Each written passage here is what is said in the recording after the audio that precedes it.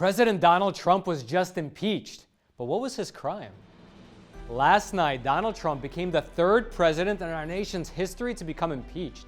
But there are two things that make President Trump's case very special. To give some context, in case you don't remember, the other two presidents who were impeached were one, Bill Clinton in 1998, and two, Richard Nixon in...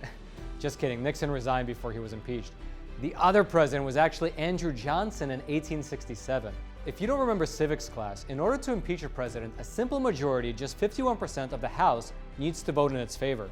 So Bill Clinton was impeached by a margin of 53%, Andrew Johnson was impeached by a margin of 73%, and President Trump was impeached by a vote of 54%. But what makes President Trump's case very unique becomes clear when you break down these votes by political party. His was the first purely partisan impeachment. Not a single Republican voted in favor. It was only passed by the Democrats, who hold a majority in the House. And besides that, President Trump's articles of impeachment were the first to not cite any actual criminal violations. So while both Clinton and Johnson were accused of breaking very specific laws, President Trump is instead being accused of abuse of power and obstruction of Congress. The House didn't actually detail which laws he broke. So what comes next? Some people, especially young people, were surprised to learn that Trump is still the president. That's because an impeachment is actually just an indictment. It's a formal charge or accusation of a serious crime.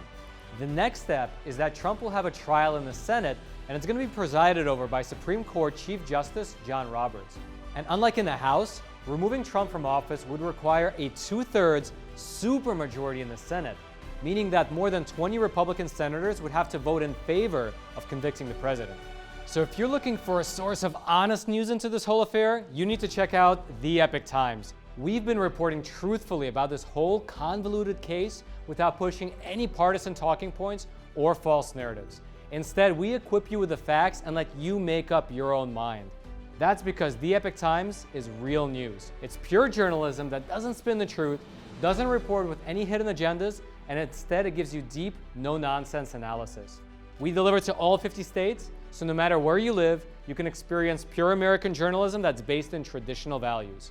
So click on that button below and try the paper yourself for a full month for just $1 and get real news delivered to your doorstep every single week.